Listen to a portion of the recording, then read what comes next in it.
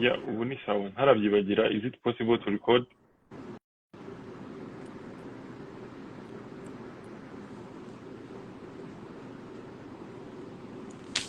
Okay. Beni, Oui. fasha kwakira Abantu ishimwe muraho twizere ko muri amahoro. Dushimiye abamaze kuhagera babaye ponctuel. Merci Dialogue, Mpore Prince.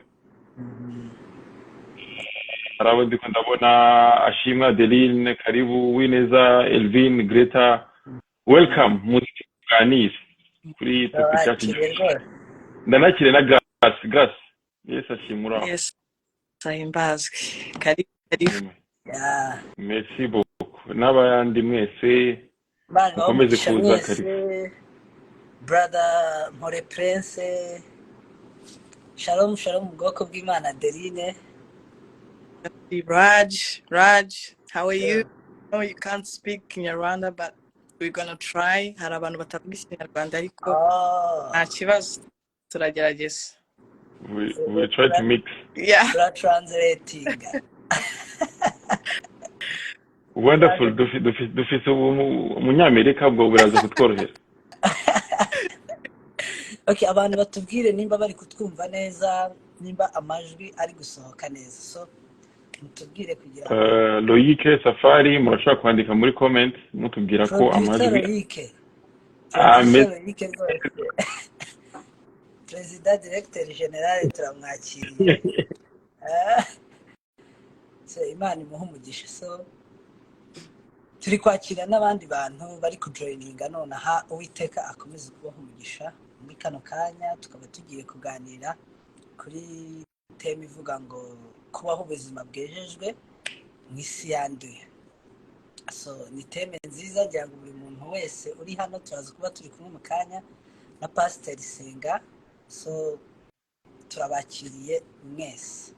So turi kumwe na Evangeliste Grace araza kudusangiza kuri experience Dialogue. Imana iguha umugisha kuba tubwiye ko turi kubumva neza. So Grace yaza kudusangiza kuri experience yo muri Dubai, mungu akaba ari kubarizwa muri USA.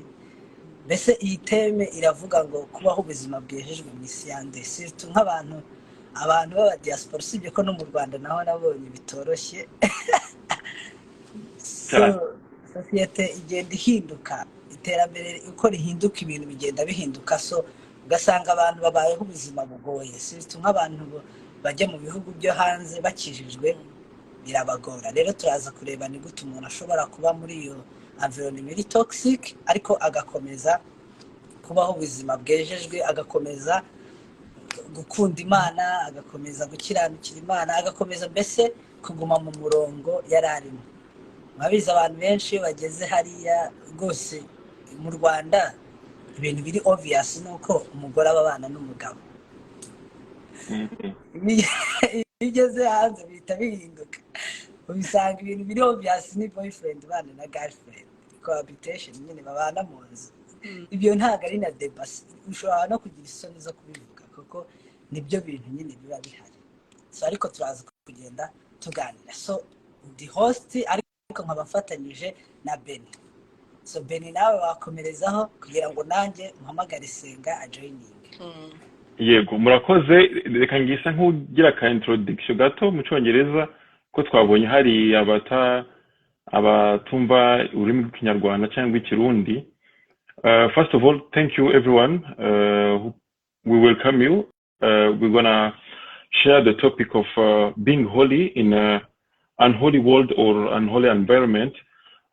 We will have Grace who will help us with her testimony. He lived in Dubai and she lived in Dubai and she's now living in US. It will be a great pleasure to have her around. And as Denny said, it's not easy, not only in Rwanda but also in Western countries. I would say Europe and America. Keep being faithful to God, keep being holy, keep being the same or increase the holiness, keeping Christian. Dennis gave us an example of it's not easy to say that you have moved in Rwanda, so you can't say that, but in Western countries it's easy. So as a Christian, on that practice of moving in, how can we deal with this strange environment? How can we keep being faithful to God? I think that's the intro of what we're going to share. We will have Pastor Senga. He will be around soon. And still, it's a great pleasure to have you. Denis, ndabona yagarutse. Ikintu cya mbere nashaka ko abantu twibaza, dukunda kubyumva, reka nihereho. Wenda nakunda kumva abantu bavuga ubuzima ko Uburayi bugora, Western countries zigora kubamwo nk'umurokore. Noneho nibaza nibyo cyangwa ni by'abantu barakabye. Nyine hari uvuga uti abantu buriya barakabijyane n'ahantu umuntu yobaho. Grace, ukiri mu Rwanda wumvaga ari ibintu bizakugora cyangwa wabyumvaga gute? Ko warabyumvaga, to be honest, warumvaga abantu baba diaspora bavuga ngo Uburayi haragora gute, Amerika iragora gute? Wumvaga nta bikabyo birimo? Being honest, nuko utaragera mu kintu ntago biba byoroshye kugitekereza nk'uko kiri, kuko mu Rwanda biba byoroshye ko ubona urusengero, ukabona inshuti zikijijwe, ukabona access ku bintu byinshi bigufasha kuba holy, ariko ntabwo mu by'ukuri dutegurwa cyangwa ntabwo twibaza ko tuzagera tukava muri comfort zone, kuko iyo uvuye mu Rwanda ni nkaho uvuye muri comfort zone, uba ugiye kure y'umuryango, uba ugiye kure y'itorero cyane cyane, hanyuma ukisanga ahantu nakwita ko uri wenyine, noneho ugiye kugaragaza ese koko warakijijwe. Nta handi itorero ritakubona, nta handi umuryango utari bukubone, nta handi ugiye kuba mushya, hanyuma ugasanga noneho n'ikirere gitandukanye. Ubwo nimvuga ikirere ndavuga mu buryo bw'umwuka, sindi kuvuga mu buryo bwa meteo. So rero mu by'ukuri ntabwo byoroshye, ni kwiyadapta. Usanga ugira icyo bita culture shock, icyo nicyo cya mbere, ibintu biratandukanye. Rero iyo niho hagaragaza se koko wamenye Imana. Ni icyo kintu nabonye cyo kwiyadapta no kugira iyo shock, hanyuma ukaza ku manifesta bya bindi wamenye, ugatangira ku practicing. Kuko mu Rwanda umeze nk'umwana ukiri konka, uratega amatwi ukumva, ukajya mu bitaramo, ariko ugeze hano uba ugiye kuba noneho kuva ku mata, ku biryo bimwe byoroshye, ugiye kurya ibiryo by'umuntu ukuze. Urakoze. Akantu gato nashaka twagira ubuntu kukugira, kuko wabaye navuga ngo mu bihugu biri, igihugu kiri cya Dubai, igihugu kiri cy'ikimizirima kigendera ku idini, kigoye cyane. Noneho ubuzima bwo kuba mu gihugu kimeze gutyo n'ubuzima bwo kuba mu gihugu cy'idini, reka mbivuge ngo Amerika ni igihugu cy'idini, nta si gitangaza kubona umuntu agenda na Bibiliya muri Amerika, ariko nibwira ko cyaba ari gitangaza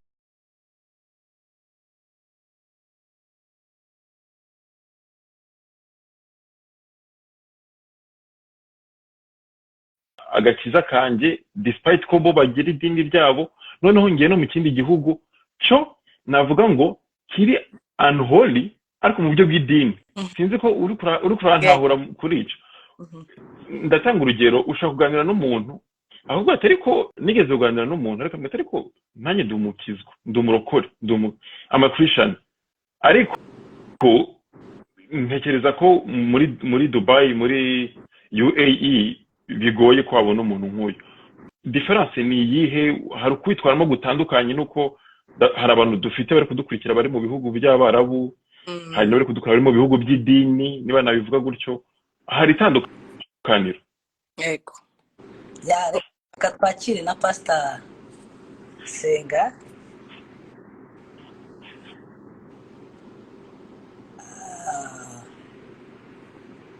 Kuyageza kumwadingaho araje mu kanya. None tudutangira officiellement. Ko hari itandukaniro. Yego. Nakomereza aho wakomerezaho. itandukaniro irahari. Mu by'ukuri nge experience yanjye nk'umuntu nahabaye igihe cy'imyaka 2, ariko ikintu cya mbere dushima Imana nuko Imana yaduhaye ubwisanzure cyangwa se amahitamo.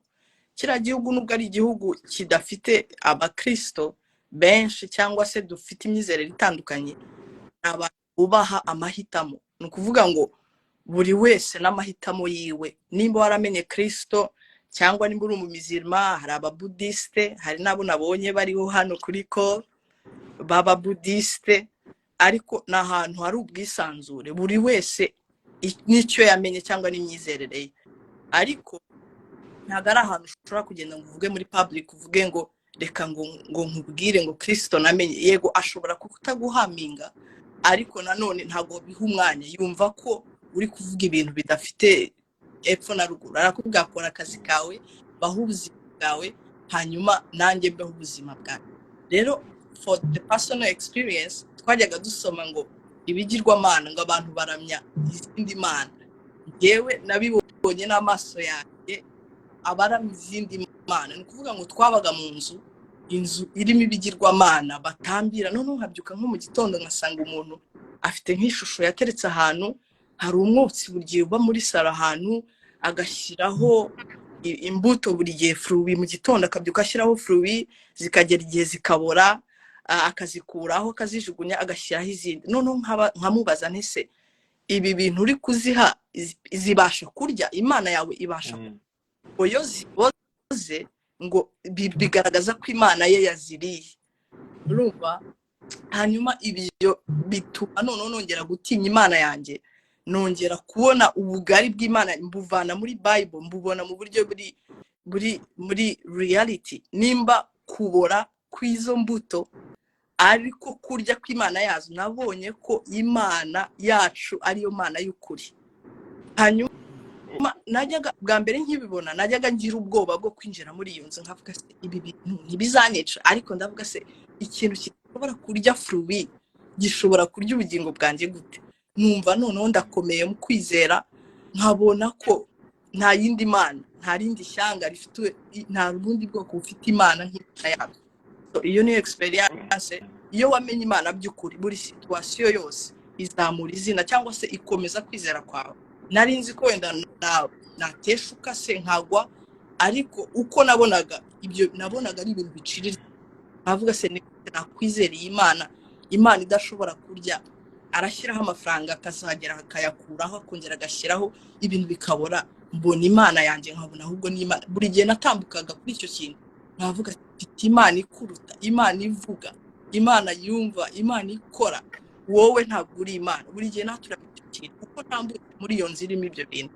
Rero bene data badukurikiye, nta yindi Mana usibye Imana iri hejuru. Nicyo nababwira. Urakoze cyane. Reka twakire Pastor Senga Emmanuel. Ni umugisha kubana nawe. Turakwakiriye, dutangira mu buryo buri officiel n'isengesho ry'umushumba, then tutangire kuganira. Sinzi niyo. Murakoze cyane kumpa ikaze. Ariko pasiteri asengera ibintu bikomeye, ni wowe senga dutangira. Ngiye gukora abadeni ndasengera igihugu, nawe senga. Reka dusenge. Data mu izina rya Yesu Kristo, tugushimiye imbabazi zawe n'ubuntu bwawe. Tugushimiye kuri opportunity uduhaye yo kuganira. Mwami, tugiye kuganira, ubane natwe, duhe ubwenge, uduhe kuganira ibyubaka imitima, ibyubaka imibiri n'ibyubaka ubugingo. Mwami, abadukurikira batarakizwa ubahe gukizwa. Mwami Uwiteka Mana yacu, wiyerekane Mwami mu buryo budasanzwe. Tugushimiye imbabazi zawe, tugushimiye kuri wese yabashije kuboneka, tugushimiye no kubaza kuboneka. Mwami uri Imana y'ubuntu, uri Imana y'urukundo.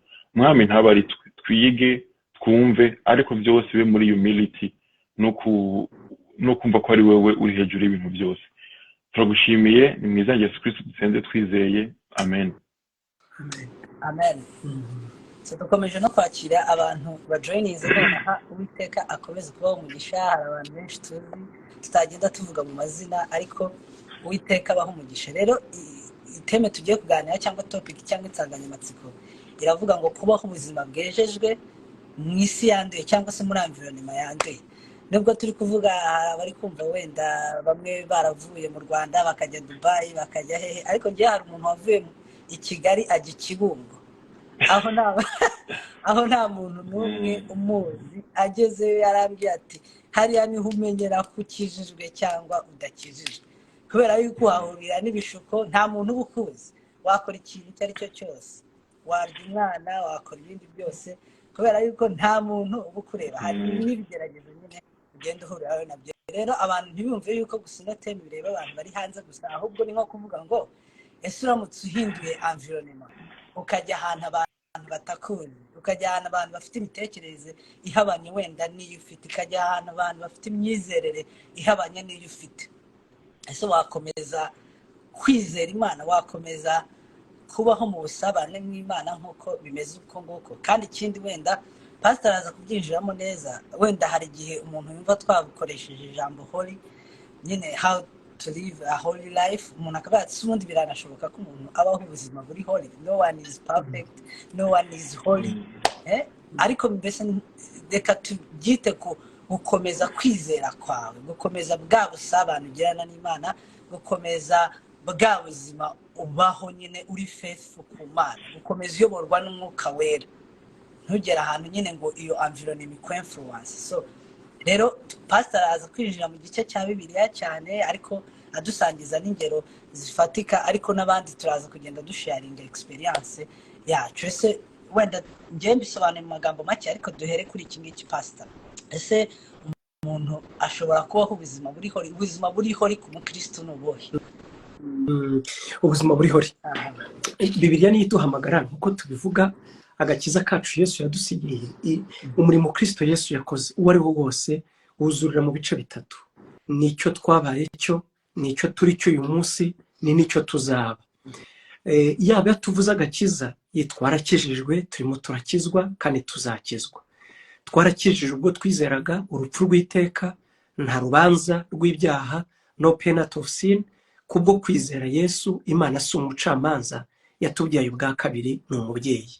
Hanyuma uyu munsi turimo turakizwa imbaraga y'icyaha muri twe, ngo noneho kamere ntikorere ibyirarikira mu buzima bwacu, ingingo zacu ziba intwaro zo kubaha no gukora ibyo Imana ishaka. Icya gatatu dutegereje kuzakizwa. Ibyo mvuze na Bibiliya ubwayo ikoresha iryo jambo gukizwa mu bihe bitatu byacu: ibyabaye, ikiri kuba ndetse n'ikizaba. Nitugaruka no kuri holiness, nitugaruka no ku kwera cyangwa kwezwa cyangwa kwiyegurira Imana, byose biboneka muri izo nshinga eshatu, cyangwa se muri ibyo bihe bitatu byacu. Byarabaye, turimo turabiba kandi tuzabiba. Bibiliya tubwira ngo twabaye abera nk'uko nayo ari uwera. Abaheburayo 10 were ku murongo wa 11 yatugize abera nk'uko nayo ari uwera. Ariko uko tubivuze mu bice 10 umurongo wa 11 no 12 no 14, ugera mu Baheburayo 12 umurongo wa 14 hakavuga ngo ni mwezwe kuko utejejwe atazabona umwami Imana. Abatesalonike ba mbere ibice 5 ibice 4 cyane cyane umurongo wa 3 ukagera ku murongo wa 7 haratubwira ngo nk'uko bahamagaye ari uwera namwe mubabera. Petero yabivuze mu rwandiko rwe rwa mbere ibice 2 were ku murongo wa 11 no 12 cyane cyane umurongo wa 12. Twibuke rero, nyuma yuko duhinduka ishyanga ryera, Imana iraduhamagaye ngo tubabera nk'uko nayo ari yera. Niba rero Imana itubwira ko tugomba kwezwa, holiness ishoboka uyu munsi, ntabwo Imana ishobora kuduhamagarira ibintu bidashoboka.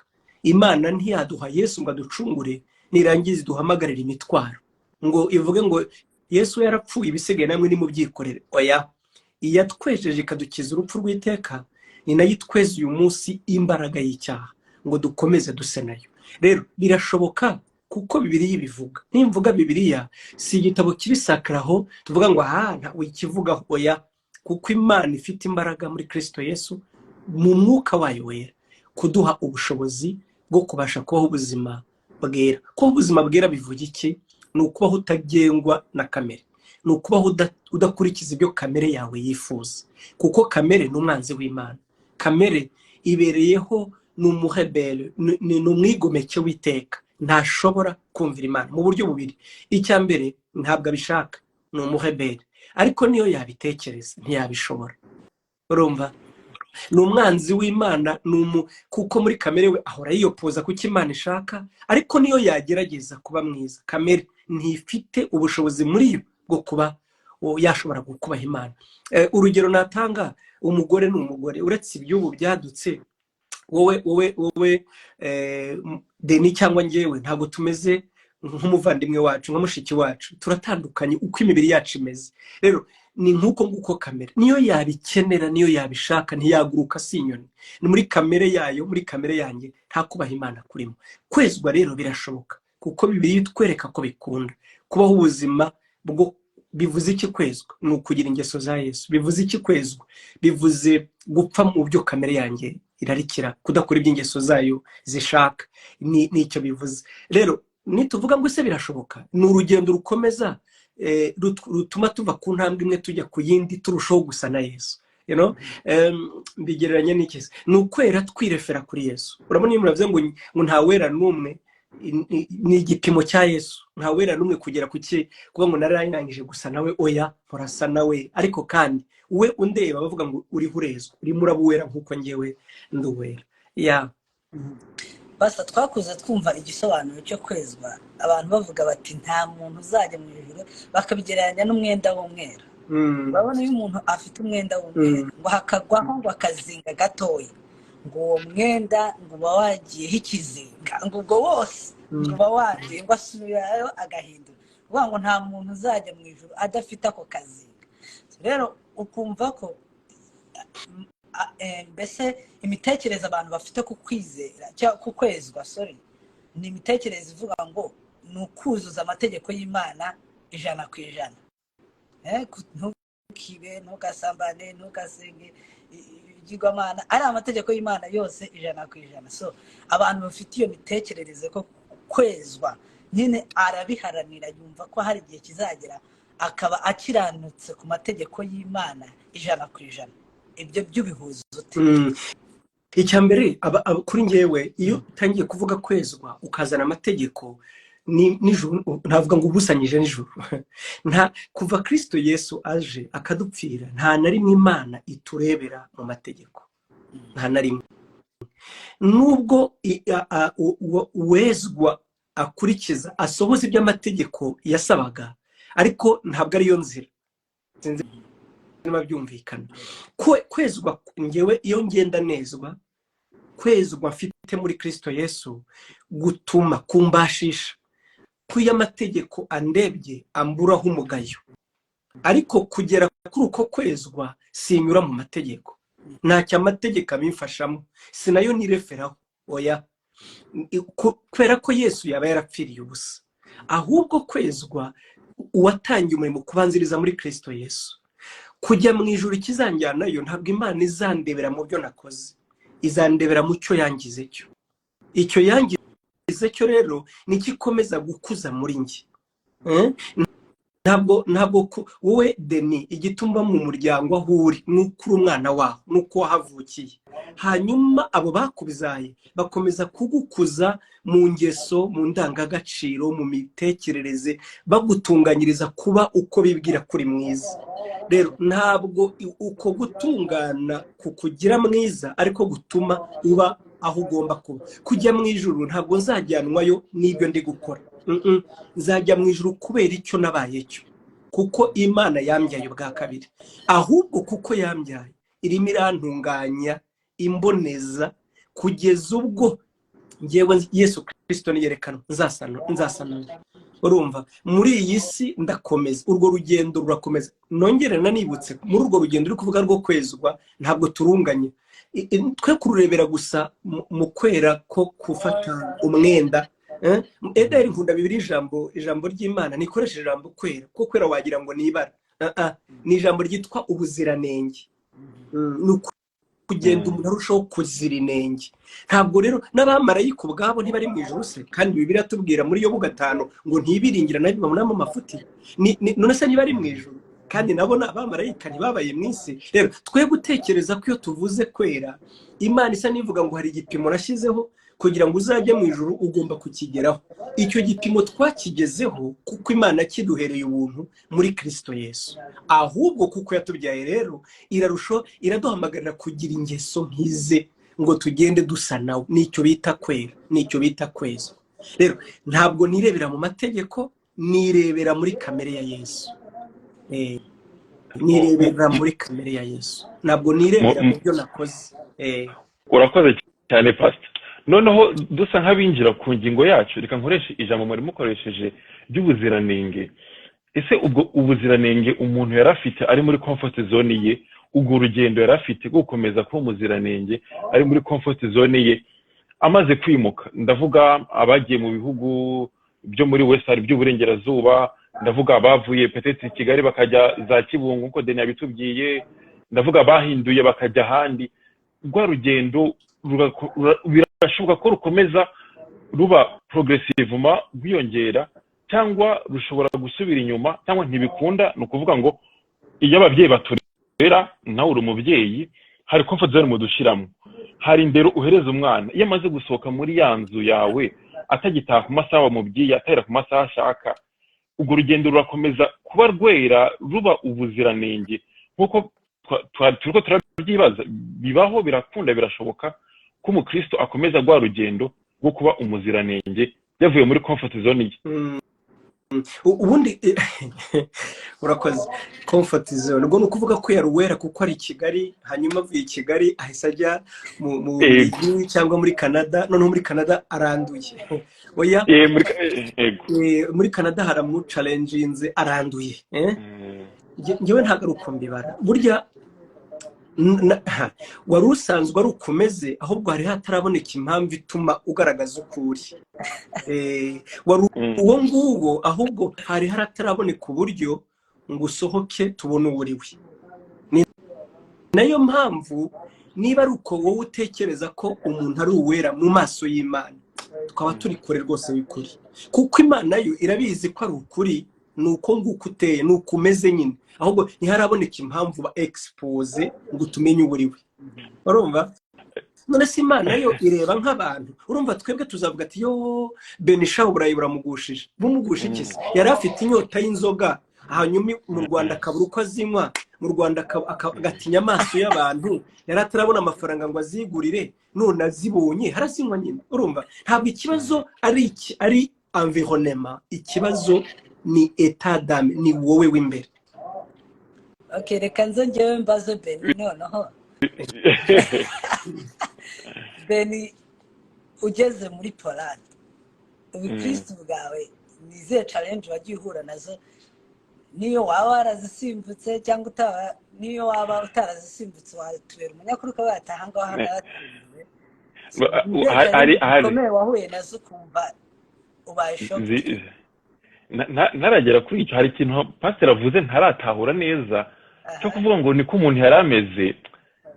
Byaza kungora kuko kuri experience nagiye mbona challenges, navuga ngo urageragezwa, navuga ngo ubashekene bihagije ku buryo uvuga ngo ndisubire ibyo ndimo. Challenge ya mbere nahuye nayo, nkuko Grace yarabivuze kare, ni shock ya culture, niba ariko nabivuga. Nageze mu gihugu kitabamwe abanyarwanda benshi, kitanakoresha n'icyongereza. Ikintu cya mbere cyangoye ni ubushuti, kwisanga wenyine. Wari umenyereye kuba surrounded, wari umenyereye kubana n'abantu mukijijwe, niyo mukoze deba itari ya football bibi byanditswe, kwisanga wenyine byabaye ikibazo. Rero ugasanga ibibazo byose ukemura uri wenyine, nubwo ujya guterana ku cyumweru. Iyo solitude iri muri challenge za mbere navuga ngo zangoye nkihagera. Nyuma ya solitude, ikindi kintu cyangoye ni navuga ngo nukumagara ko mu buryo bw'umwuka. Si aho nsengera ntiduterana amasaha arenze 2 overnight, ngenda kwishaka mu birometero 400, kandi hano nari ntuye itorero ryari hafi nasengeragamo ryari ibirometero 200, nakora buri cyumweru.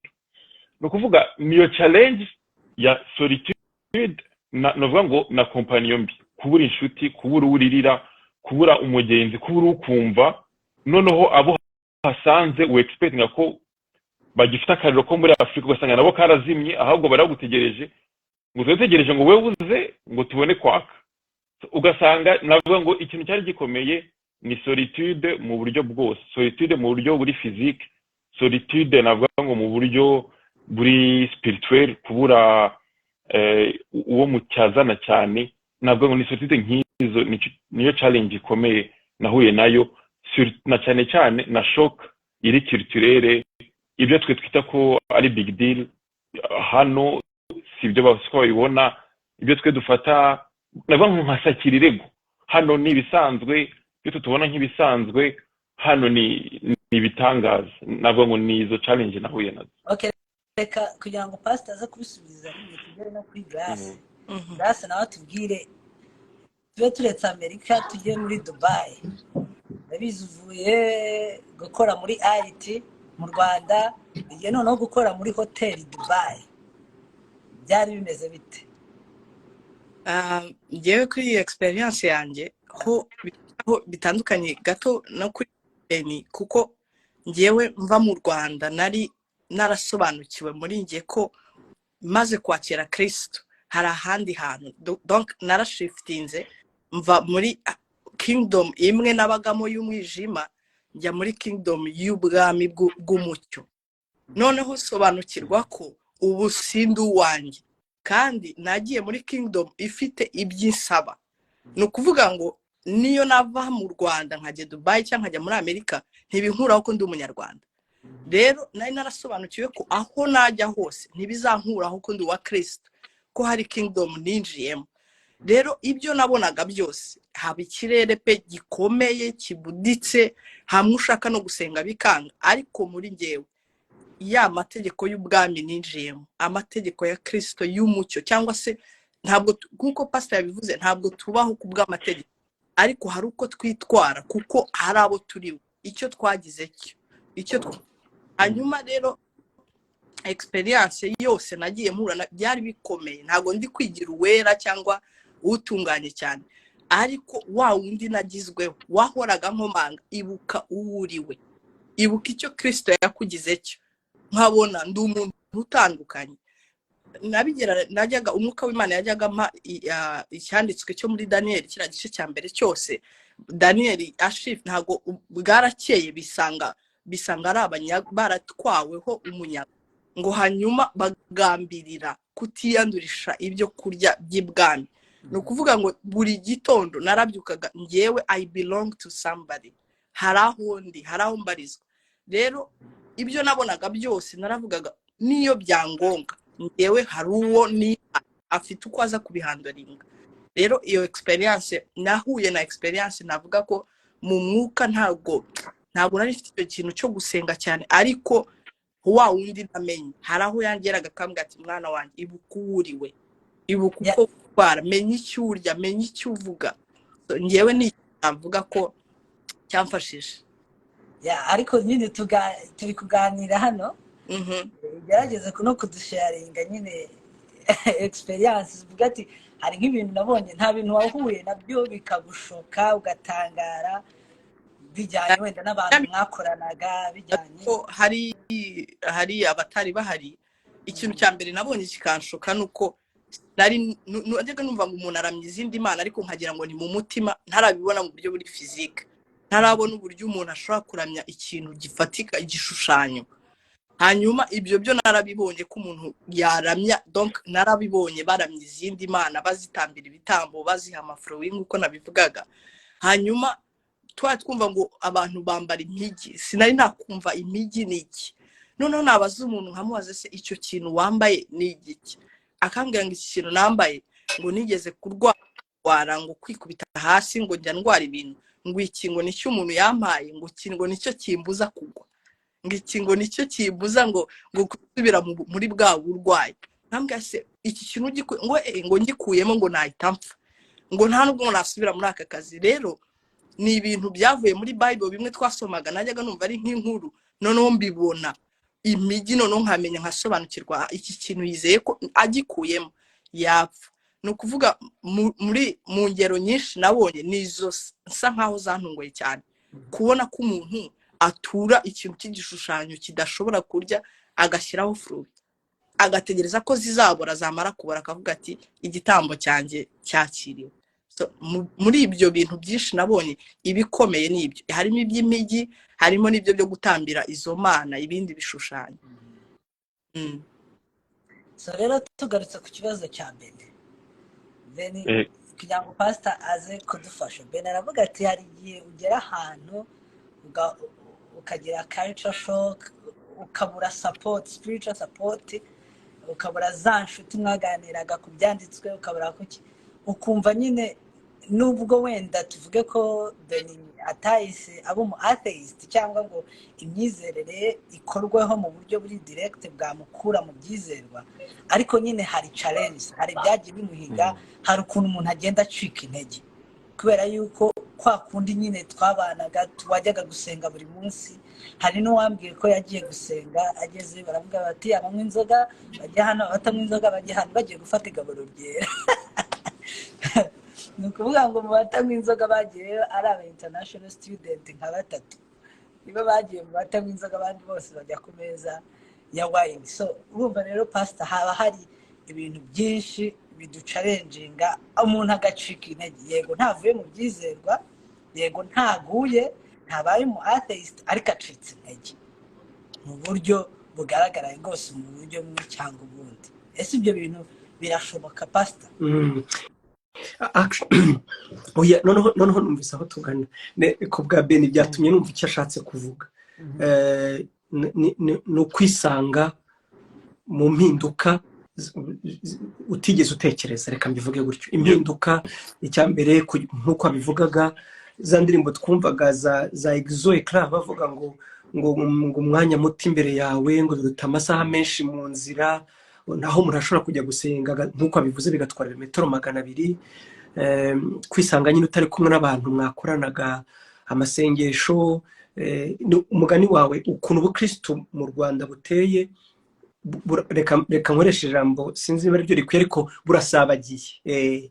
Byakuranira gusa we kubukurikira, ariko ubukristo burahari. Iyo kuwa 3 muri zone batateranye, kuwa 4 mu cyumba runaka n'ibindi nk'ibyo ngibyo. Ngira ngo ni icyo ngicyo wabazaga, nibyo? Aha, tugarutse kuri icyo rero bitandukanye no kuvuga ngo nisanze ahantu hari navuga ngo ibyaha byemewe reka noneho mbikore, biratandukanye. Ahubwo niho kumbaza ngo ese ningenda nkisanga njyenyine mw'isi y'abatubaha Imana, mw'isi y'abadaterana, byagenda gute? Ntabwo bihinduka. Icyo Yesu yatubwiye mu ijambo uhereye ku gihe cya Petero, icyo twita yatugize abigishwa be. Yesu yatugize abigishwa be. Mujye mu mahanga yose muhindura abantu kuba abigishwa. Umwigishwa rero, umudisciple, agira icyo bita les discipline. C'est normal. Umudisciple wese arangwa na discipline. Nkiri mu ishuri ntabwo najyaga numva impamvu badutegeka mu by'ukuri kwambara uniform. Byaranderanjaga. Ukuntu badutegeka ko buri twese tugomba kugera mu masaha 9:30 n'igice dutangira amasomo. Imibare buri gihe tukayiga 20 c'est ça la discipline. Ni ibyo biba bigushepinga ngo wige gukora ikintu kana. Witwa Samuel Smiles arazwi cyane. Nejo nahoze mbona koti yabayeho hashize imyaka nka 200, nubwo bagenda bayitwistinga, ariko niyo bakoze bwa mbere iyo koti Samuel Smiles yaravuze ngo ubundi umuntu abiba igitekerezo. Igitekerezo ngo Imana ifashe mbyibutse. Ikintu kiba ari igitekerezo cyawe kigahinduka igikorwa, igikorwa kigahinduka akamenyero, akamenyero kagahinduka ingeso igahinduka destin. Urumva icyo ashaka kuvuga ni uburyo ducultiva discipline. Iyo utangiye gukora siporo, imitsi yose irakurya, urabizi neza. Imitsi yose irakurya, abajya bakora siporo ukajya wumva ahantu hose uratonekara, ahantu hose. Ni nako niyo uretse siporo imitsi nano itangira kukurya, uzarebe ugatangira kumva ahandi hose hari inyama zomekeranye hatangira kukubabaza. Uko bigenda imbaraga zishyiramo ugaruka muri normal, reka mbivuge gutyo, nanone urababara. Iyo process ntibura kuza. Rero kimwe mu bintu bya mbere mbabazwa n'ubukristo bwacu muri Afrika, I'm sorry, nkuko wundi yanditse aravuga ngo ubukristo bwacu ngo buri superficiel ariko ntiburi deep.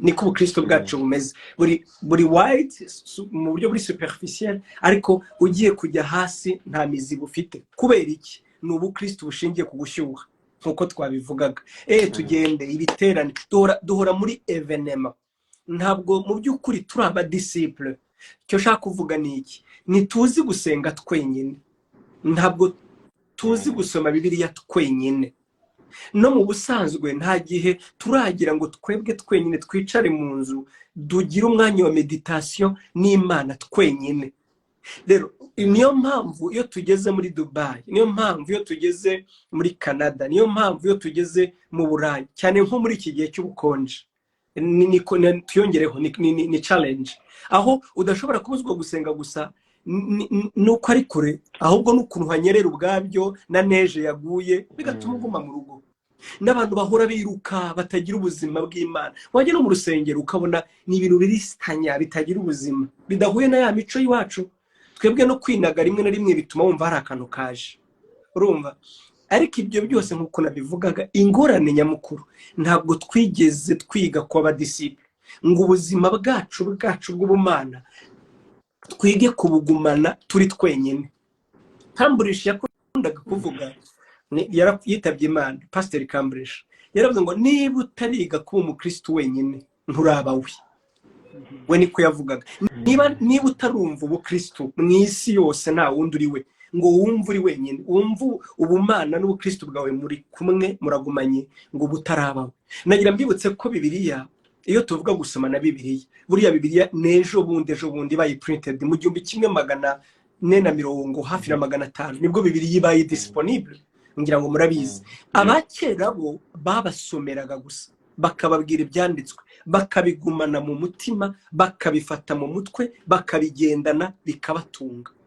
uratekereza kaswe twebwe dufite Bibiliya rero ingorane ihari ntabwo twigeze na rimwe twitoza ahubwo isi iratwexpose isi yerekana ko nta kiturimo amusore ko bivuga naho ubundi kwa kundi Ben wagiye ukibona wenyine wakagombye kuba warabyitoje mu Rwanda ko hari igihe uba wenyine ugasenga urumva wakagombye kuba ari ikintu n'ubundi mu bantu benshi bahora bagukurura warize kubiyufura ukaguma wenyine ugasenga byari gukabyuza kwisanga noneho muri Polonye uri wenyine wa mwanya wari kwiyongera ukagenda uvuga ngo igihe nageraga muri Polonye ubugingo bwanjye bw'umwuka bwarushijeho kubyibuha ariko si ikintu twitoje ku buryo rero ubona ngewe mbona dukwiye kongera kugaruka kuko niyi ntambwe ya kabiri yo kwezwa apana ko twejejwe turimo turakizwa nta kindi kiyigira umwuka wera akorera iki muri twe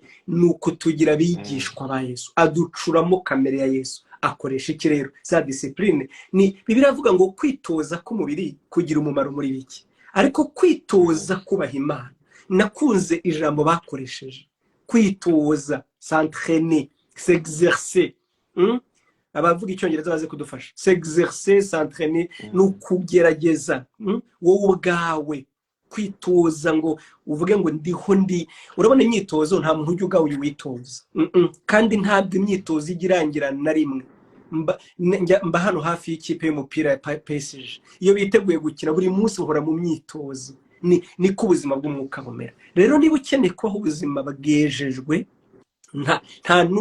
ntabwo bishingiye kuri pasiteri ntibishingira ku myaka utanishuka ntibishingira no ku iterambere hoya ejo nahoze nsoma igitabo mu minsi ishize cyanditswe n'umugabo witwa Ralph Charis kivuga ngo si tu veux aller loin ku bakunda gusoma ndakibarekomanze ni igitabo cyiza cyane noneho we yabyurutse mu gihe cya televiziyo iyo yavugaga televiziyo yayihuzaga n'inyamaswa televiziyo yari imeze nk'ari antichrist uwamugeza ubu rero ngo arebe ukuntu turi kuvugana turebana none challenges zahozeho nta gihe na kimwe zitazahoraho ahubwo witoza uti uri discipline ute kugira ngo ngerageje gusubiza Pastor reka no tubijyaniranya wenda n'abari i Kigali n'utwe astuce navuga ngo udutips turi veriki kuko biranagoye reka mbivuge gutyo biragoye kwiyantrena wenyine uri mu Rwanda aho ejo bundi hari igiteramo cy'umuririmbyi runaka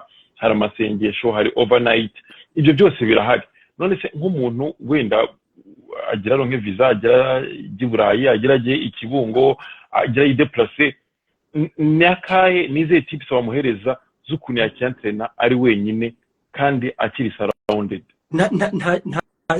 nicyo navugaga ntaho bihurira no kuri Kigali, ntaho bihurira no kuri muri Canada. Ibihera ku munsi wawe, umunsi wawe ko twese yavuze neza Rick Warren ngo hari ikintu Imana none itigeze ipendereye twese izatubaza n'igihe. Twese dufite amasaha 28 ahubwo uzahitamo icyo bita priorite. Priorite ni iyihe, urgence yawe ihora ari iyihe. Hera ubyutse rero usigirana umwanya n'Imana rya intentionally. Ntabwo ari ikintu ugomba kuvuga ngo kuko ngo ntabonye amasomo. No, ni ikintu ugomba gukora intentionally. Iyo Denari Mariga ndabizi iyo afite ikizame twese twarabyukaga tugashyira amaguru mwibase kuko tuvuga ngo turatinya gutsindwa. N'ubugingo bwawe nubuha agaciro kuri urwo rwego uzawubonera umwanya byanga byakunda muri ya schedule yawe, muri wa mwanya uri tight, muri kwa kuba uri surcharge. Banza urebe ngo ngewe ndabyuka nkabanana Imana nayo umwanya ungana uti. Nukuvuga ngo umwanya ese ngukoresha iki? Ngusomamo ijambo, ngasenga, ngatekereza ku ijambo, nkamara umwanya muri meditation uko nshobokeye, uko nshobora kubigeraho. Ngewe n'Imana nkubaka icyo bita la spiritualité. Yubakwa n'ibintu bibiri by'ingenzi: umwanya umara usenga n'umwanya umara usoma ijambo. Icya gatatu, ntwibagirwe hari n'ijambo ushobora gukurikira kuri internet. Abayibona nta rwitwazo, mufite 5G ugakurikira ijambo ry'Imana bitewe n'ibigufasha. Urumva ukiga, ushobora kwiga rwose ubu ukiga ugahera wemera nde simbizi ubwo mvuge nde buriya kugira ngo bitatera ikibazo. Reka nivuge explore, sibyo? Wemera Else Explore cyangwa se Makatha cyangwa Joseph Prince. Ushobora gukurikirana inyigisho ABCD ukagenda ugira growth. Rero nk'uko ubizi ibyo tugaburira ubwonko niyo resulta y'uko tubaho. Umuntu abaho uko atekereza. Nuhaza ubwonko ijambo ukarihaza amasengesho ugahora wibaza ku by'umwuka, uzaba umuntu w'umwuka. N'isi rero uza burya isi ndagira mbamenyeshe ko itagira ishusho. Oya, ntigira ishusho, ahubwo tuyireba uko tumeze. Isi uko igaragara ntabwo ari uko nguko uyibona. Oya, ahubwo buri wese afite isi mu mutwe ye uko ayizi. Wowe ufite isi yawe, nanjye mfite isi yanjye, n'undi afite isi. Ngewe mba hano i Paris kandi si ukwigirisha. Nigeze kwibaza ngo ariko hano i Paris haba abanyabyaha? Ntabwo ndi kwigirisha. Ntabwo nishaka kuvuga abanyabyaha, ndashaka kuvuga sinzi utubyinira aho tuba, sinzi aho mvuge ngo abanyabyaha babikorera. Kuko kumujyi wubatse ibintu byose bikorerwamo imbere. Nuko bubatse Paris ngira ngo bamaze kwagera n'amasara beramo imbere. Ikintu mbega rwa rusaku twirwa tuvuga ntusho mu nzu bashobora kuba byacitse, ariko wowe uri hanze ntubimenye. Ibintu byose biberamo imbere. Utubyiniro tuberiyo abantu ngo bagiye kurya isi Paris yose bahirira he mwakabyarana. Uko wowe ubona isi rero n'abandi uko bayireba si kumwe. Urumva? Pastor wowe nuko uri married? Ntabwo ko bimeze habe na gato, kuko n'ubu ngubu yenda biranashoboka. Ntabwo ari ibyo mbiyese. Reka ibyo mbiyese byo, kuko abo duhura bubatse isi yarabamaze, abo duhura bubatse. Benigeze kumva ikigeragezo gikomeye yigeze guhura nacyo. Bahura n'umuntu amusaba ko yamubyarira umwana. No, en fait, akantu gato biclarifying atagira abantu babitwara nabi nuko navuga ngo abera bo bafite ukuntu batwara ubuzima bwabo, navuga ngo banabyumva. Hari ukubwira ati jewe sinshaka kuzashaka ariko ndashaka umwana, bibaho. Rero yakwitegereza akavuga ati, kuko bo abavuga ati mu buryo buri discipline, mu buryo buri physique, ndose umwana ameze nk'uyu byaba ari sawa, ahubwo ati wazambyayeho umwana. Atagira abantu nanjye byaranshotse nkuko Grace yabivuze, ni shock ya culture. Nabyibajijeho ndambwira nti genda umukristo. Nicyo gisubizo nahise ntanga. ikindi noneho kitanasanzwe ni uko hano abantu muri winter iyo ari igihe cy'ubukonje abantu barakizwa ku kintu cy'imyambaro yaba muri sama abantu bakaba baganira bijyanye wenda n'ahantu ni ukuvuga umuntu aje nko muri winter hano akajya mu materaniro abantu bose baba bifubitse baba bambaye neza ariko waje muri sama aba ari ibintu bigiye bitandukanye numva hari imico bitandukanye n'iki ariko pastor reka nongereho ikindi kintu ese ubyumva ute mu bintu by'amarangamutima byo umukristo ashobora kugira depression ese umukristo agize depression iyo depression ishobora kwafekta ubuzima bwe bwo mu mwuka ubusabane bwe n'Imana tuvuge wenda umuntu agiye hanze yisanga ari wenyine nta bavandi kure y'abavandimwe kure y'imiryango wenda afite akazi ava mu kazi akajya gukora akava gukora arushye akajya koza amasahani guteka akahita aryama ubwo urumva azabona umwanya wo gusenga ryari azabona umwanya wo gusoma ijambo ry'Imana ryari kubera yuko ava ku kazi n'umunaniro mbese no kuba ari wenyine akagira depression akagira ibitekerezo byinshi ese ibyo byo hari igihe bigera bikafekta ubuzima bwo mu mwuka bw'umuntu cyangwa se bikafekta ubusabane bw'umuntu n'Imana urabizi se Denis ubundi njyewe sindi umuhanga muri psychologie abari hano bize la psychologie vraiment mbanje kubasaba imbabazi muze kunyihanganira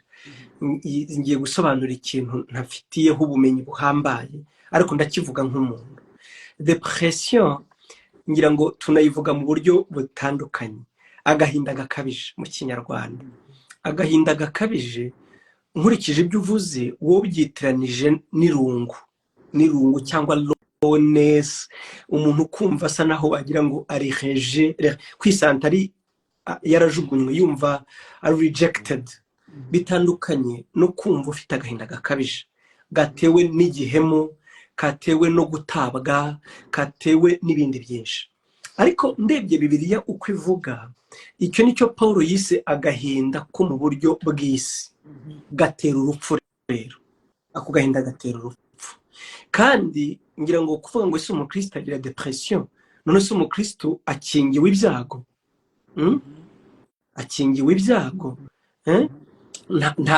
nawe nyine ari wenyine ntidukenera abantu se iyo wumva yandirimba 179 niwumva ukumbuye abakunzi bawe bibwire Yesu rero natwe dukumbura abakunzi bacu natwe dukumbura kuba turi kumwe n'abantu turi abantu nyine ariko nkuko nabivuze ubundi ibyo ikumva uri wenyine burya kumva uri wenyine ngewe nkurusha imyaka hano mwese ndabaruta reka none mbivuge nk'umuntu ukuze uzi ko uri mu bantu ukumva uri wenyine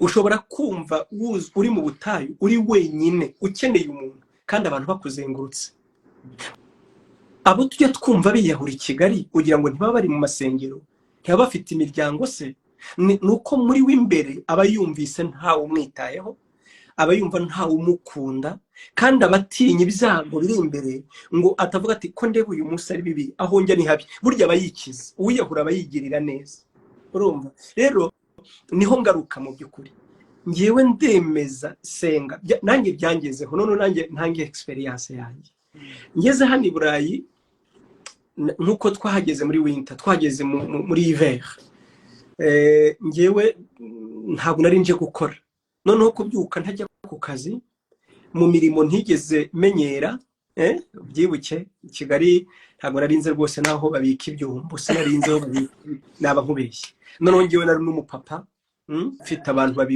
iyo bataba abakozi tufite imiryango aba ni yese niba ndi umwami imyenda ashobora kuyikura gusa aho bayibika nkahitamo iyo nambara ariko uko bayitera ibintu byose ntacyo ukora ntabwo uri busohoke kuko imbeho ntigukundira niyo washaka ndashaka kuzerera imbeho ntiyagukundira uzerera ujyayo urumva sindamenyera gutega none uretse n'ibyo ndatega se ngiye ndahazi se aho ngiye mbega uroblije kuguma ahantu hamwe nukuri kose numvise uburyo agahinda gakabije kaza nabonye ukuntu abantu bashobora kwiyahuza inzoga nabonye uburyo umuntu ashobora kuba addicted kuri filme atarasanzwe ari byo umbaza ngo narwanye nabyo nterero ikintu ushimira Imana ntabwo mbirariraho nuko senga yari yaritoje kubaho ahantu ha wenyine nari naritoje kuba najya ahantu nkamara iminsi 10 ndi mu masengesho ntawe turi kumwe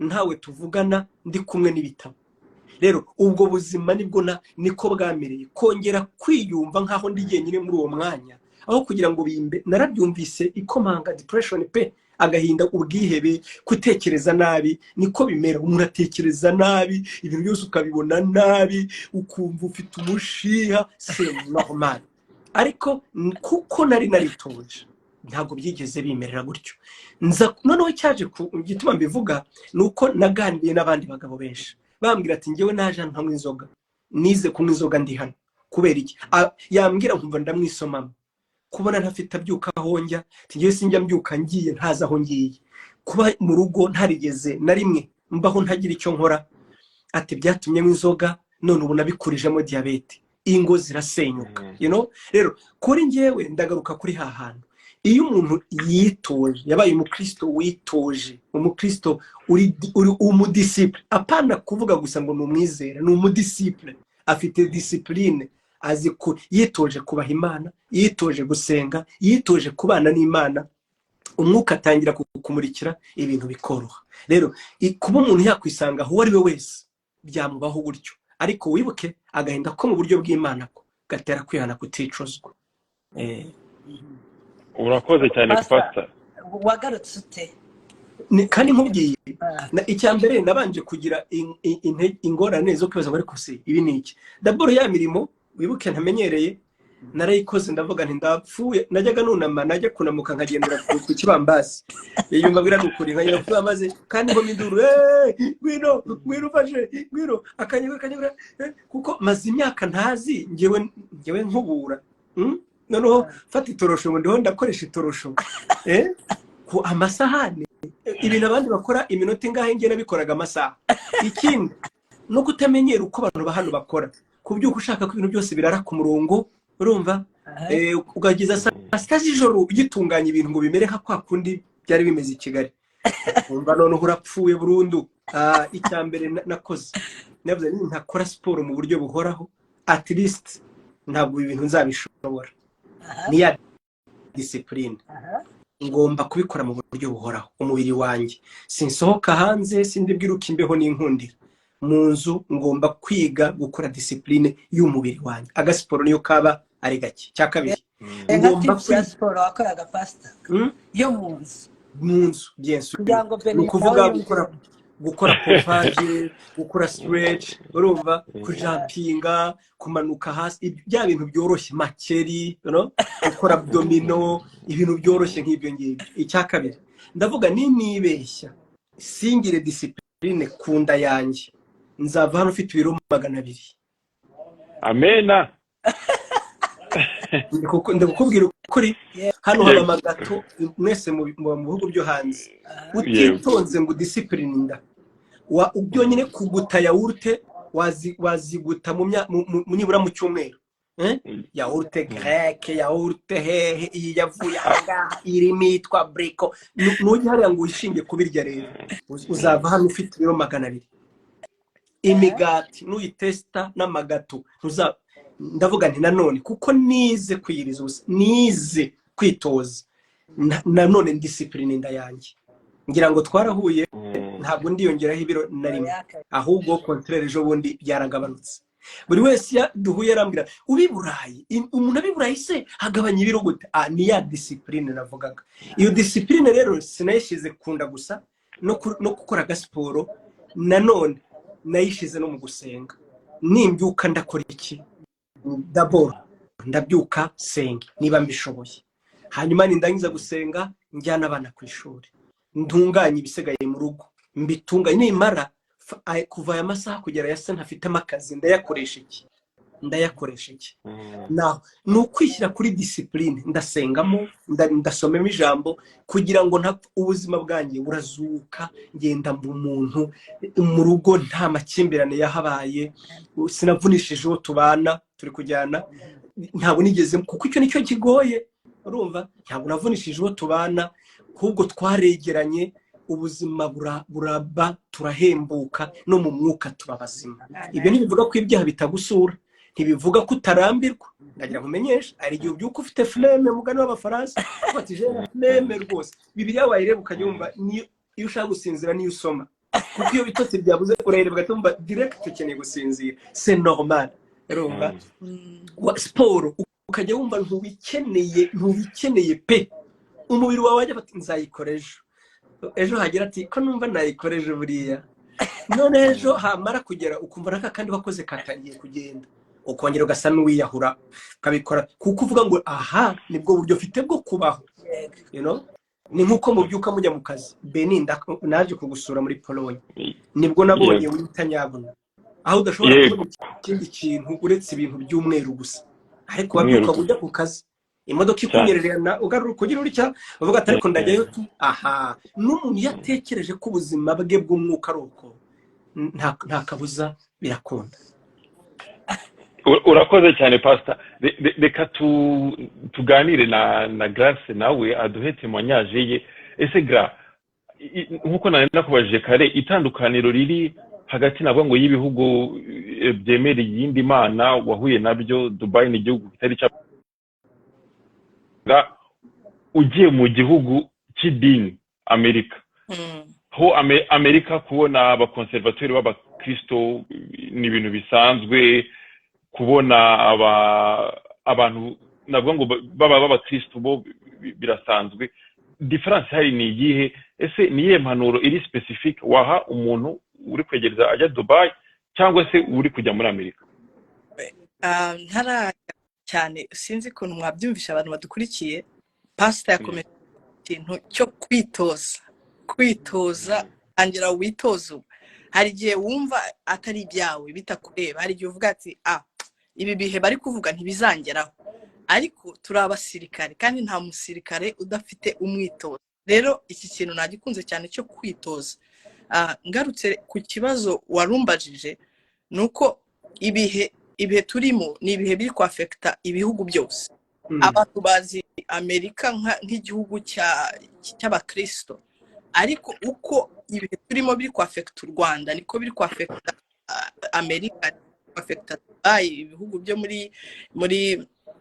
mu Barabu. Ibihe turimo ni ibihe bigoye, hamwe ibihe biri ku expose. Ese koko muri Kristo igeze kubivugaho, pastor aravuga ngo ibihe biri ku expose bikerekana uwuriwe. Ni kuvuga ngo ubu nisengero nyinshi hano muri Amerika, inyinshi zaragurishijwe, inyinshi zarafunzwe, inyinshi zirimo 2, inyinshi zirimo 3. Ntabwo ndahamara igihe kirekire ngo mbe mfite experience nini ngo menye ngo bimeze gute, ariko mu by'ukuri nuko Satani ari gukora ku mugaragaro. Ntabwo uko ari cy'abakristo ariko kiri ubu insengero zirimo abantu bafatika, zirimo abantu bake. Ubu abantu babaye exposed, igihe cyarabe exposed. Ni kuvuga ngo uko umuntu uko yamenye Imana, uko yitoje, ubu umuntu ari kugendera ku Mana uko yayimenye, wa mwitozo uko yafashe Imana, ubu niko ari ni kuvuga ngo ntabwo ubu turi kugendera ngo turi mu gihugu ngo cyamenye Imana. Ubu turi kugenda ese Imana iri muri njyewe. Ni kuvuga ngo ntabwo nexpectingaga kubona abakristo, kubona ibiterane bya revival bitandukanye na Dubai, ariko naje gusanga nta tandukaniro rihari. Abantu ni bake mu rusengero nk'uko bari bake n'ubundi mu rusengero rwaho nari mvuye, ariko ubu ni umwitozo. Pastor urakoze cyane kuri icyo kintu cy'umwitozo. N'abantu badukurikiye mwitoze, kuko ibi ni ibihe biri kwegereza buri muntu wese. Ari kwegerezwa ibi bihe bikomeye, ibihe bisaba umwitozo ukomeye, kwegera Imana ku giti cyawe. Wenda dukomereje aho ngaho, ndagira ngo untandukanyirize ubuzima bwawe bw'ubusabane n'Imana. Ese rutine zawe ukiba mu Rwanda byari bimeze gute? Ubuzima bwawe bwa gikristo ugeze muri Dubai byari bimeze gute? Ubu muri Amerika bimeze gute? Ubuzima bwanjye bwa gikristo, duhere mu Rwanda, nakundaga, ndi umuntu ukunda igitaramo, nkunda kuba mu nzu y'Imana, nkumva amateraniro yo kwa 2 nayabamo, amateraniro yo kwa 3 nayabamo, ntinya kuba njyenyine mu buryo bw'umwuka. nari umuntu ukunda aho numvishe igitaramo nkajyayo. Nashoboraga gusiba wenda nabuze uburyo bwo kuhagera, ariko nari umuntu ukunda inzu y'Imana cyane. Hanyuma ngeze Dubai nsanga insengero zihari n'izihari ntiduhuje imyemerere, bavuga ibitandukanye n'ibyo ngewe numva nizeye. Hanyuma post ku isi cyangwa se muri isi ya online, abantu bateranira online, najyaga numva bavuga ngo reka dusuhuze ngo abateraniye online mu iteruro ryacu rya Zemtempo para streaming, ariko simpa agaciro abantu bakurikiye. Nkavuga buriya hari abantu bakurikiye, hari abantu bakumva, nkumva nyine ni ibintu bashyizeho ntabakoresha. Ariko naje gushima Imana cyane ko hariho ibintu byo gustream, umuntu yakira online. Hari ubuhamya bwinshi bw'abantu bagiye bamenya Imana online. Rero na post yo gukunda cyangwa se kujya muri rya torero rya online, mba umuntu wa online, telefone yanjye nkaba ndi wa muntu ndi mu giterane cyo kwa restroom saa munani mu giterane cyo muri Zion. Nanone wa mwuka wo gukunda iby'Imana ujya kuri telefone yanjye, internet yanjye, ese ndakurikira nde, ese ndareba nde, ndumva. Rero Imana irafasha mba muri iyo si ya online. Hanyuma ngeze hano muri Amerika n'umugisha nahasanze ngera muri Zion Temple, masanga itorero ryanjye, nubwo nabwo ntasenga nkuko kwa kabiri, kwa gatatu, kwa kane dusenga ku cyumweru, ariko bwa buzima bwa online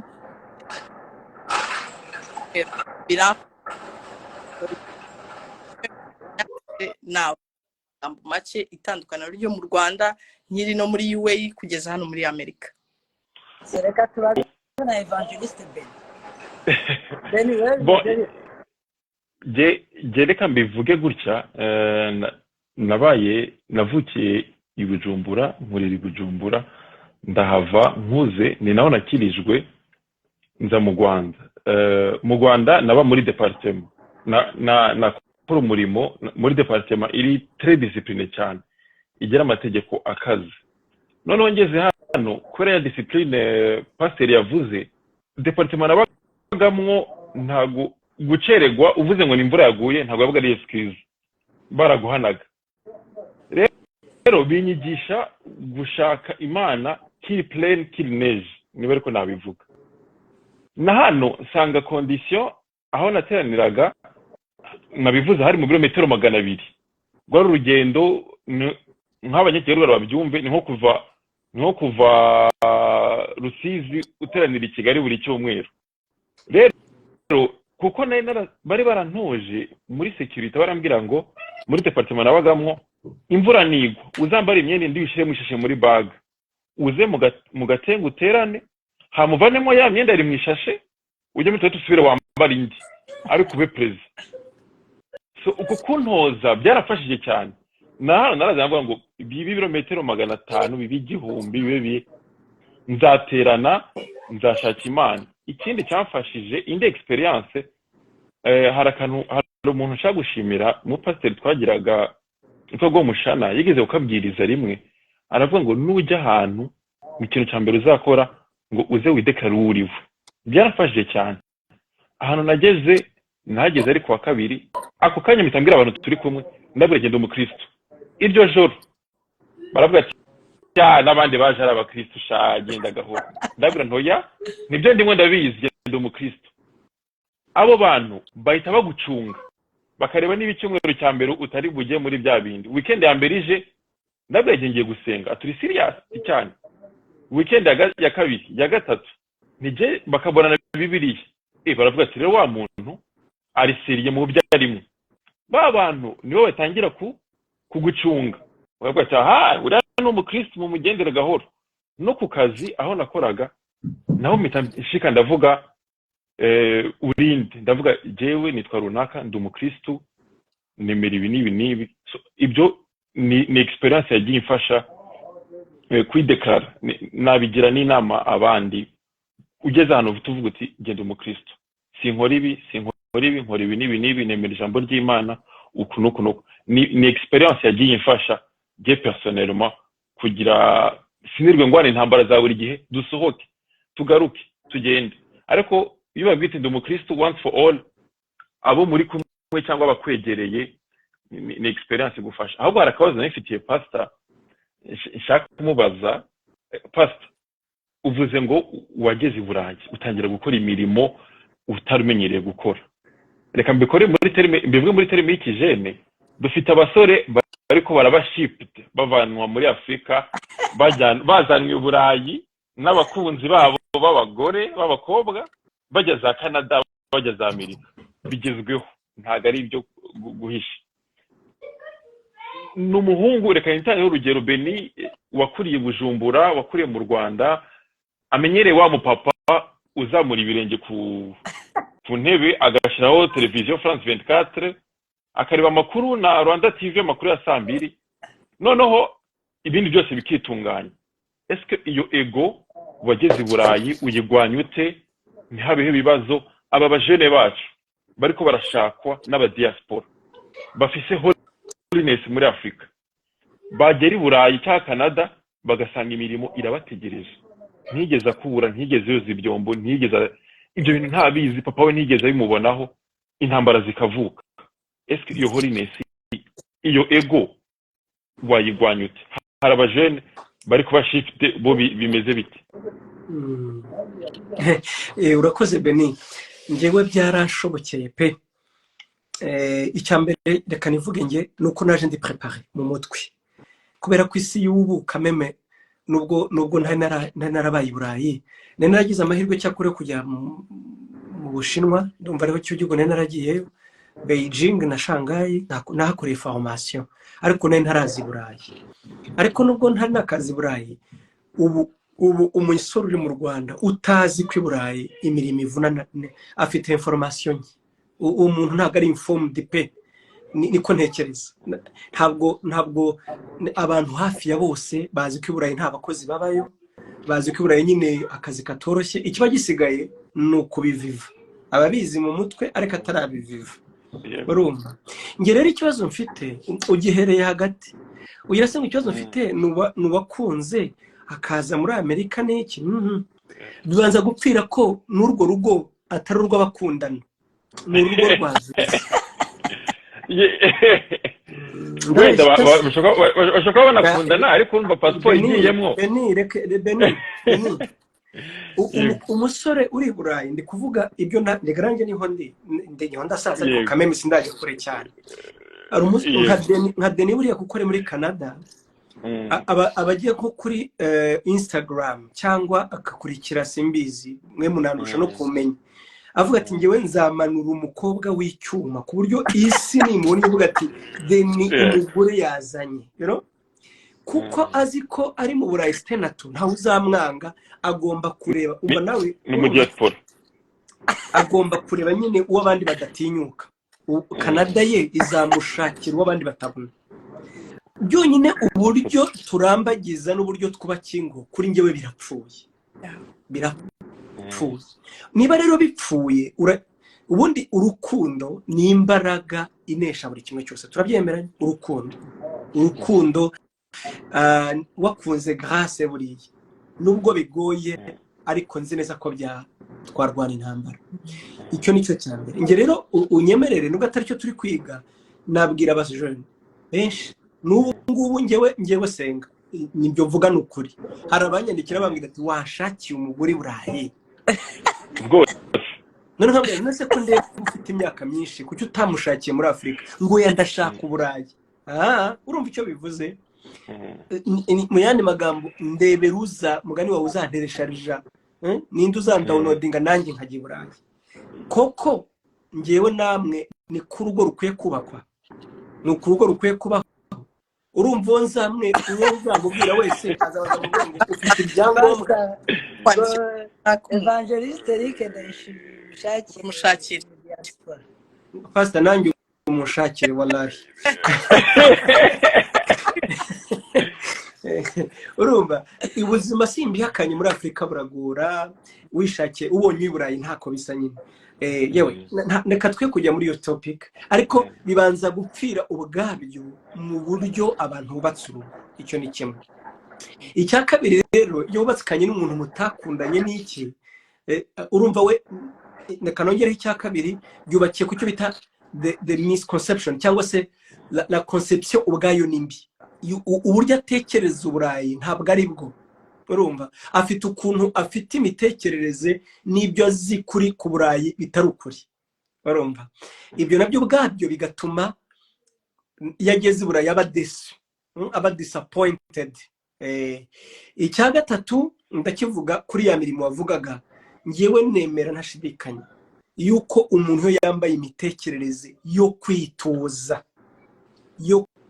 kwitoza nta kabuza ubuzima burakunda.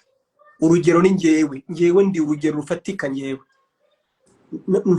ntababeshye naho mvuka ngewe naho mvuka ntabwo nigeze nkora imirimo naho mvuka na rwose ibi mvuga nabo bambera abagabo naretse no kwishuri ngewe mperuka gufura niga mu wa mbere segonderi mu wa kabiri nari mfite abamfurira kuko nigishaga karate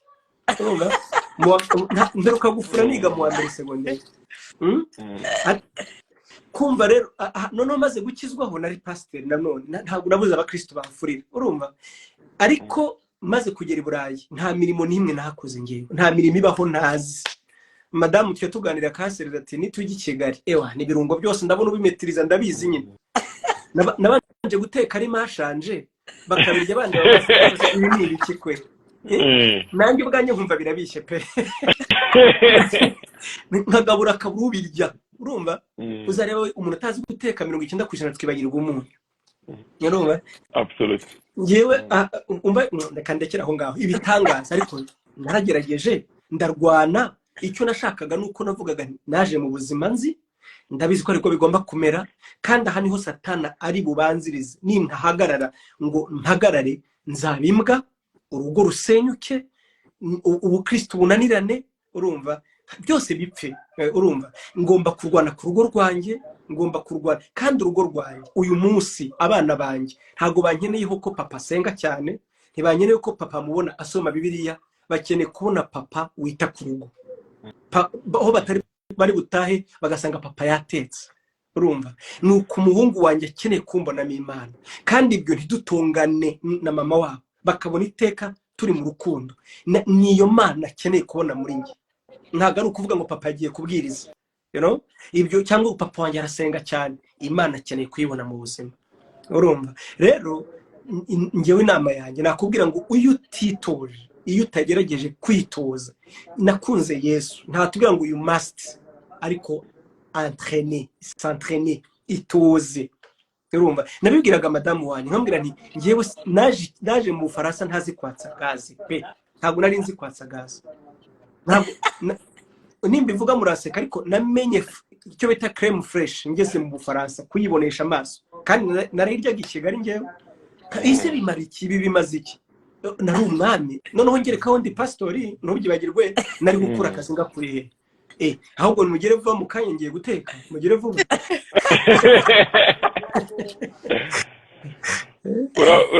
urakoze cyane pastor ubwo ubutumwa nakura mu byo warutubwiye bw'abantu bari ko baraba shift icyambere ni conception y'ibyo barimo uko babitekereza uko babyakira ikindi imitekerereze byose birashoboka niba utarakuze uteka wateka niba vraiment ndafashijwe cyane.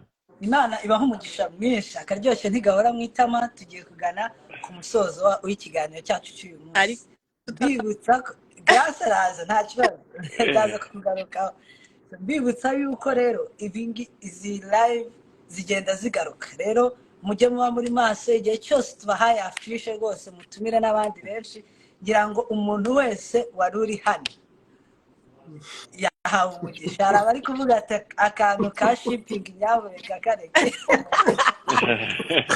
ntabwo twagakozeho rwose kazagira umunsi wako kazagira umunsi wako rwose nimba hari ukomeretse rwose nta kibazo. Ngira ngo pastor yavuze ngo hari ahantu yavuze avuga ati nta rukundo ariko tuzabiganiraho neza munamubaza ibibazo ariko twibuka ko teme yacu uyu munsi aho mbese twari dushyize umutima no kuvuga ko ubuzima bwejejwe muri environnement yanduye bishobora kuba ari ikindi gihugu kidahuje imico n'igihugu urimo. Bishobora kuba waragiye kwiga ahantu ugasanga iyo abantu mudahuje imyizerere, mudahuje imyumvire, mudahuje imico, so n'ahantu hatandukanye. Ushobora kuva mu Rwanda ukajya muri Kenya, ushobora kuva mu Rwanda ukajya muri Uganda, ushobora kuva mu Rwanda ukajya muri Nigeria. Abo bantu bafite imico mu by'ukuri, nubwo tuba dufite ibyo duhuriye, ariko hari byinshi dutandukaniyeho bijyanye n'imico. So ariko rero ntabwo twasoza abantu badukurikiye tubaniganya ijambo. Mbere y'uko nza kuri Grace kugira ngo nawe agire icyo atubwira, ndasaba kugira ngo ndafata abantu babiri ba mbere bafite ibibazo, cyangwa batatu ba mbere. Abari bubaze ibibazo batatu ba mbere nibo turi bufate, bashaka kubaza ibibazo Pastor Senga. Namwe tubahaye ikaze kugira ngo mubaze ibibazo kuri topic, hari icyo tumvishe neza cyangwa se hari icyo ukeneye kumenyaho umucyo wamubaza. So Grace, mwanya ni wawe, abantu bari kubaza. Reka nihereho nanjye, mwatwibanzeho njyewe na Pastor Senga, ariko ndashaka kubaza ni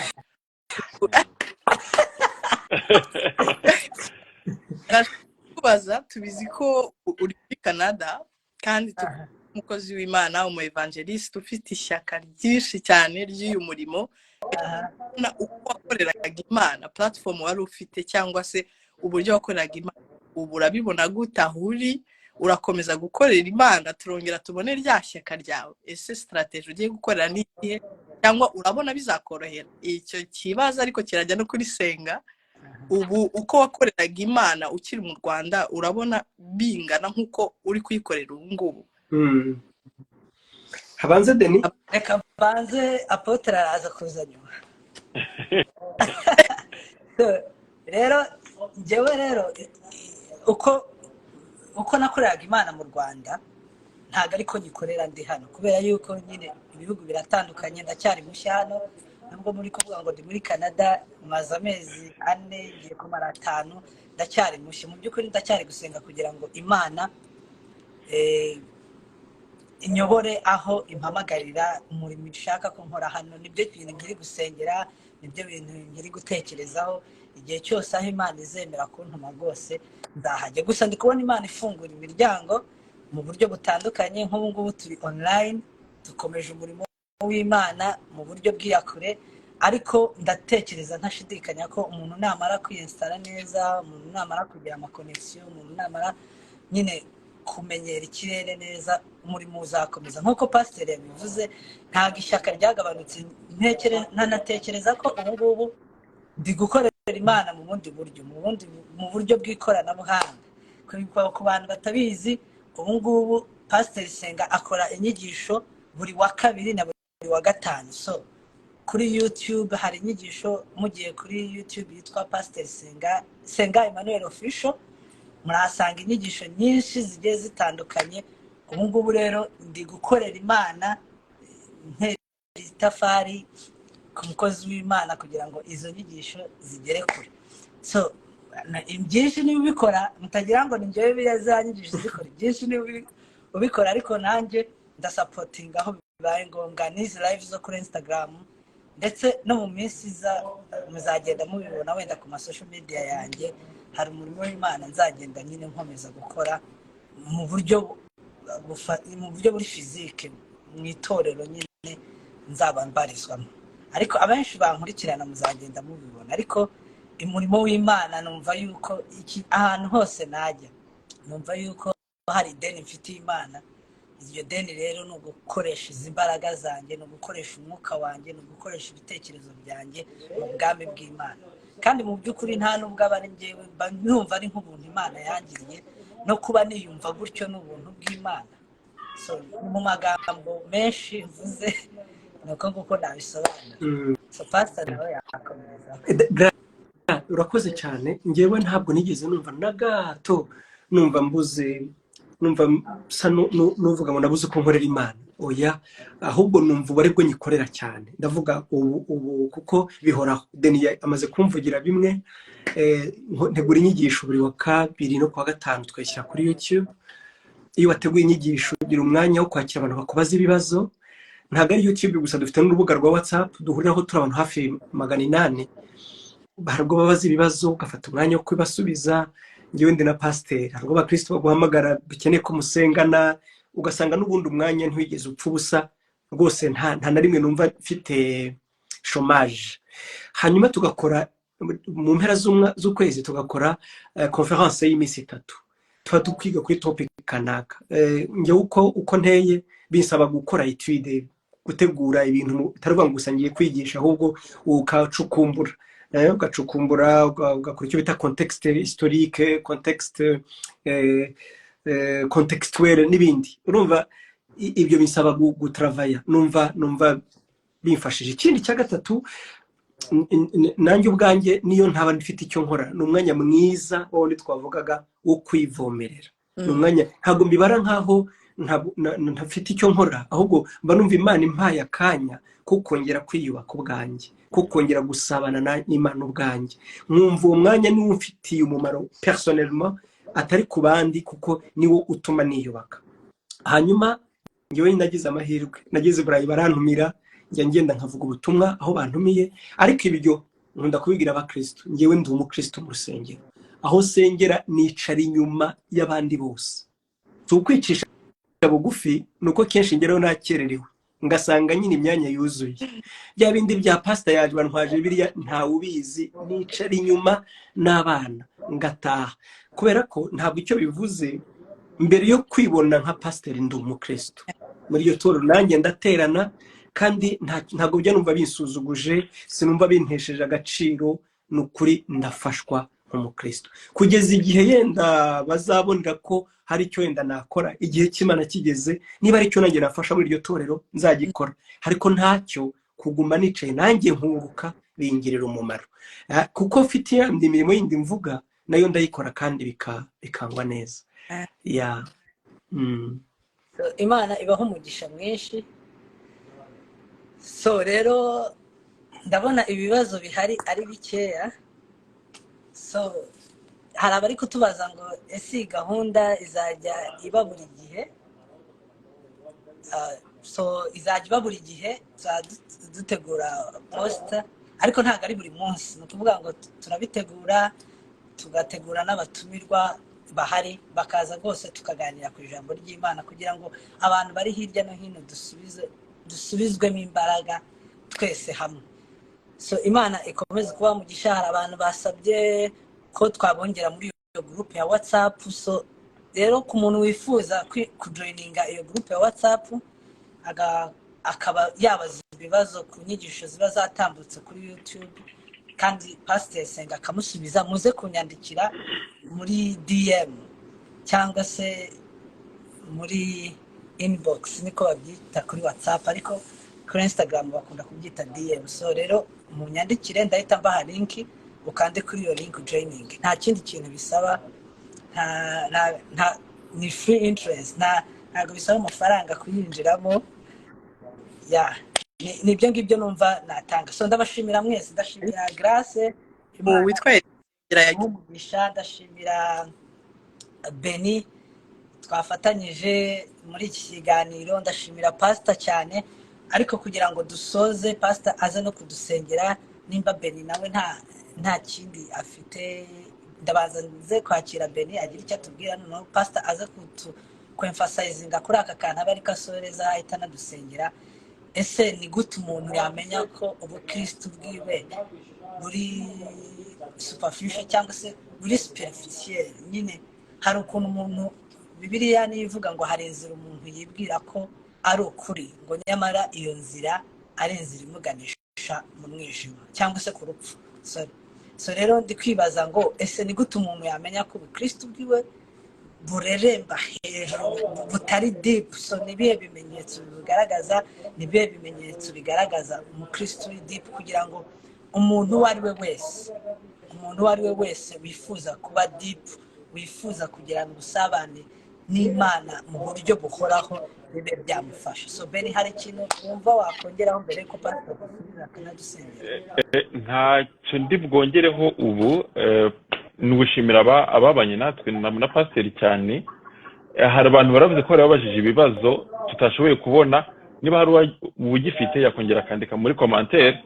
Ntabyo ndiko ndabona, ariko harwanze ko hari umuntu nabonye ariko yatubajije ikibazo gitandukanye na topic turimo, kuko yabajije ngo nukubera iki Imana yo mu isezerano rishya itandukanye nuko tuyibona mu isezerano rya kera. Hari n'uwitwa Sugar 692 yanditse ngo hari ikibazo nari nabajije ntimwasubije, ariko nibwira ko yakongera kucandika kugira ngo uyu muntu rwose ahita agisubize. cy'Imana mu isezerano gitandukanye n'igihari yaza joininga WhatsApp akazakibarizaho cyane, cyangwa se tukazakora indi nyigisho kuri yo, ariko mukurikira inyigisho za Senga kuri YouTube kabisa. Iyo nyigisho irahari. So abandi bantu bari kudusaba kujoininga kuri live, mutwihanganire mudufashe kugira ngo tubashe kugarura pasiteri. muze kutwihanganira kugira ngo twinjize pasiteri. biradusaba ko abavuyeho. Umuntu witwa Hirwa Rwanda rwose yabaretse kunyohereza request yo ko yaza hano kuri video, afite ikibazo yabaza, hari inyunganizi afite yayandika tukayisoma, ariko kugira ngo tuze kongera kwakira pasiteri Senga. So sinzi ikintu icyo nagira nongera, hari uwari karabaza pasiteri atuye muhe mujyi, nibwira ko ari buze kubasubiza naza kuboneka. Akantu gato nashaka kongeraho kubwira abantu duclose ibyo kwitoza, ariko ikindi kintu nge nashaka kuvuga ni ikintu cya principles, amaprincipe, amahame. Umuntu wese w'umukristo agira amahame, w'umurokore agira amahame. Rero iyo uri muri ayo mahame agufasha kuba muri bwa buzima, kuvuga ngo nkuko ba Daniel nabo bagira amahame, akavuga ngo twe nta kibazo turarya ibishimbo gusa. Izo ni principe ziva muri ya discipline, niba nabivuga gutyo. Ayo mahame rero agufasha kubaho muri bavuye muri ya comfort zone twamye tuvuga, wagiye aho handi. Nubwo ukibwira muri wowe uti nubwo abantu bose bavuga ngo ikintu gisa umweru, wewe ukibona ko ari umukara, ntuzatinye. Ubwa mbere abantu bazaguseka bavuga ati ibyo urimo uracyari musha, univu kiva muri Afrika cyangwa se nturamenyera, baguseke. Mu nyuma batangire bamenyera ubuzima bwawe. Niba batangira kumenyera kuri umurokore, noneho bifuze gusa nawe, icyo gihe test izaba ntabwo izaba ikiriho.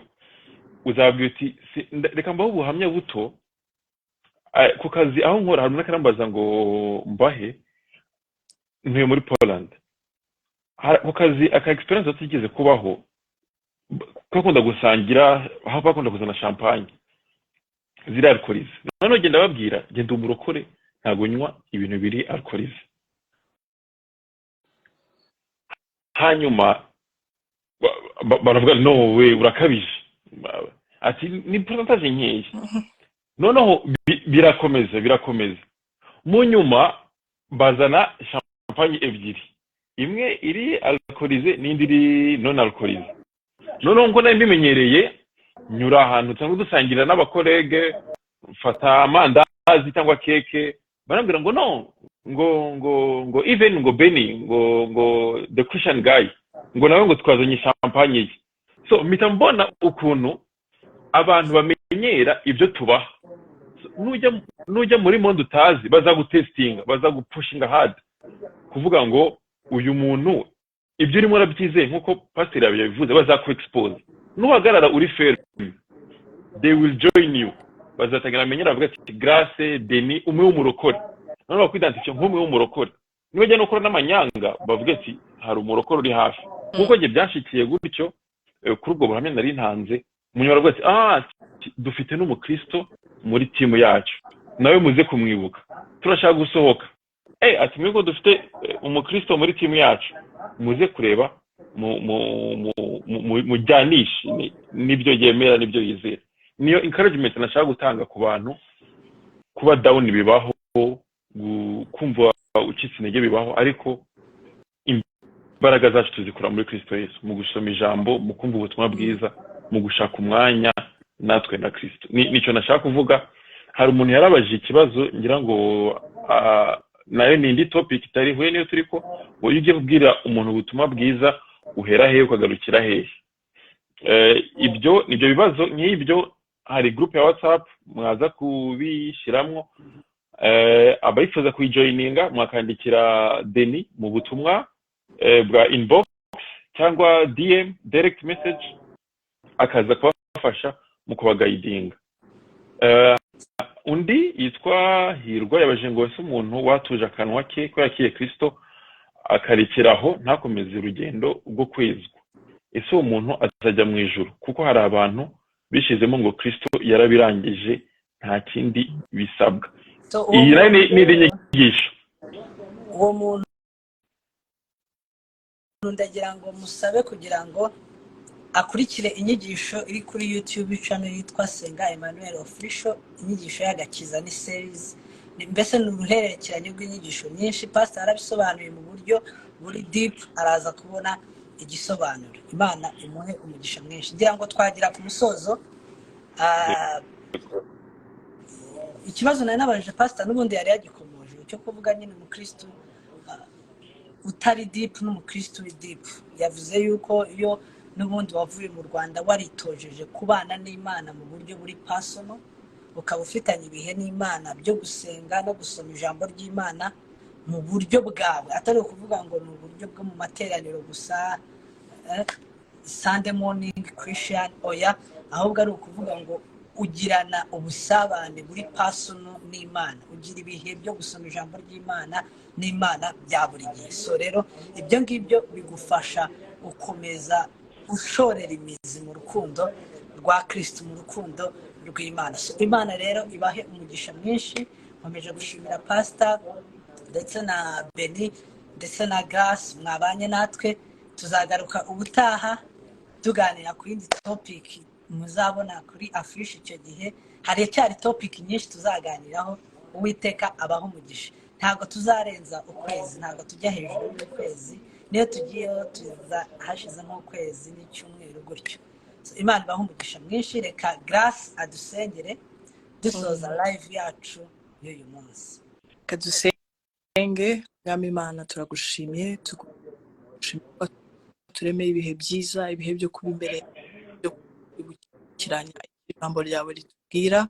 Dusabiye umugisha buri wese banye natwe n'ababyifuje ntibabishobore, ubasange ubaha umugisha kandi ukomeze ubihishurire, ubiye Mwami, kandi ubaha imbaraga gukiranuka. Twabonye ko gukiranuka hose kuva kuri wowe Kristo. Reka ubaha imbaraga zo gukiranuka no kubasha kunesha icyaha ndetse no kubaho ubuzima bwejejwe kugira ngo bazabashe kukubona.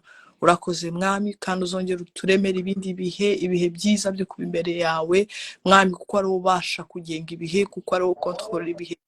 Turemera ibyo bihe Kristo. Urakoze rero Mwami, reka inyota yo kugukorera yo kukugira ntizigere ivaho mu izina rya Yesu Kristo. Reka ubuntu n'imbabazi zawe bikomeze bibe kuri buri umwe wese.